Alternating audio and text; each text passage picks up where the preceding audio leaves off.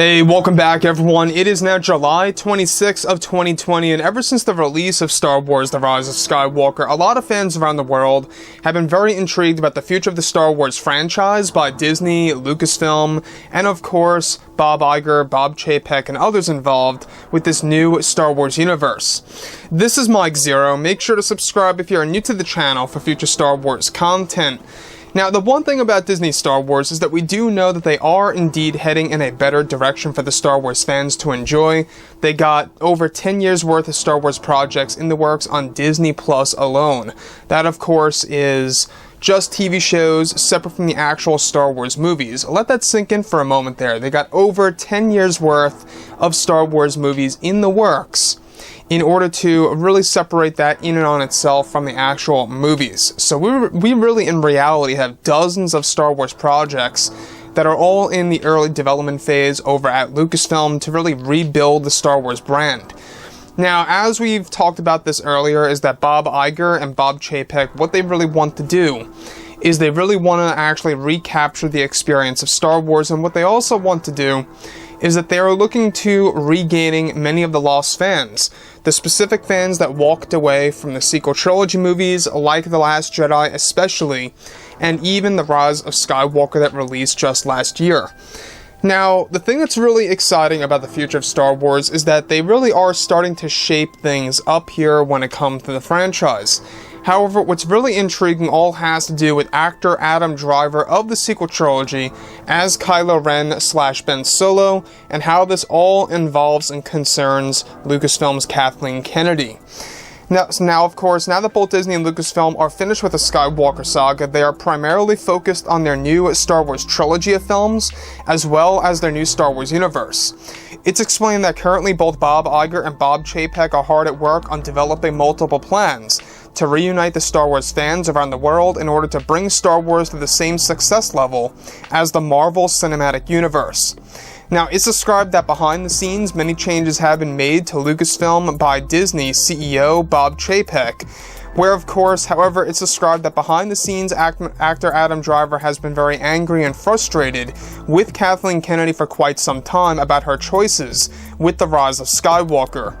Now, it's noted that Adam Driver has been very angry with the fact that Kathleen Kennedy refused to release any of his deleted scenes on the Blu-ray edition of the film that included tons of Ben Solo sequences of him fighting Emperor Palpatine in a major lightsaber duel.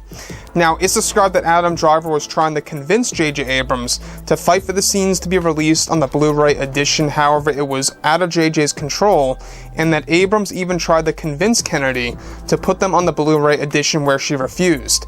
Now, let me just stop right here for a second. In case you guys did not know, is that Kathleen Kennedy really wanted to hide the fact that there were other scenes for Episode 9 that were far superior than what we personally received in the final cut of the movie. In fact, it's the main reason as to why you do not have a series of deleted scenes on the Blu-ray or the Disney Plus version of Episode 9 is because Kathleen Kennedy does not want to show the evidence of those two initial, versions of Episode 9 that contained so much more footage. There was even a full-blown Mustafar sequence with Darth Vader's castle, just to name a few. Now, moving on, of course, not just that, but also originally Adam Driver's Ben Solo was not supposed to die in the film, and that when Kennedy changed the idea to kill him off, and not even showing him at the end, Adam felt it was disrespectful to his character, excluding him from the final ending of the movie. And you know what? I agree, because when we look at Return of the Jedi, and I spoke about this yesterday, when we look at Return of the Jedi and examine the death of Anakin Skywalker, we do see his Force ghost at the very end on the world of Endor. We do see him there, standing next to Obi-Wan and Yoda, looking at Luke, Leia, and the celebration overall. Ben Solo was missing from the picture on Tatooine, and it really did not make much sense to me. It's almost as if that Kennedy did not care about the Skywalkers at all, and just wanted to focus on Rey and Rey only. Now granted, yes, I understand that Luke and Leia are Skywalkers and they were there, but we're focusing and talking about the new Skywalkers, right?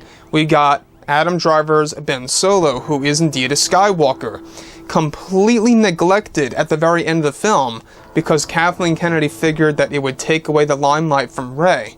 And you know what? I really do believe it might have. You know, I think that Ben Solo showing up next to Luke and Leia probably would have been more interesting than Rey just on the sands of Tatooine, in my own personal opinion here. So, like I've said, you know, I think that the fact that Adam Driver really pushed JJ to try to convince Kennedy to release those scenes, I think it just tells us, obviously, that they really poured their heart and soul into these scenes and into these actual segments in the movie because of how much training they had to go through, how many rehearsals and whatnot. So, like I've said before in the past, guys, you know, drop a comment below.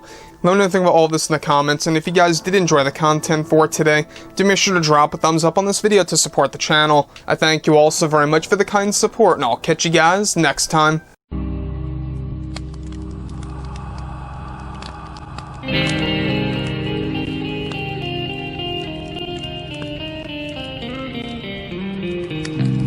Gun in hand, we are alone again, no hiding on one. From night to moon, we hear them moans again.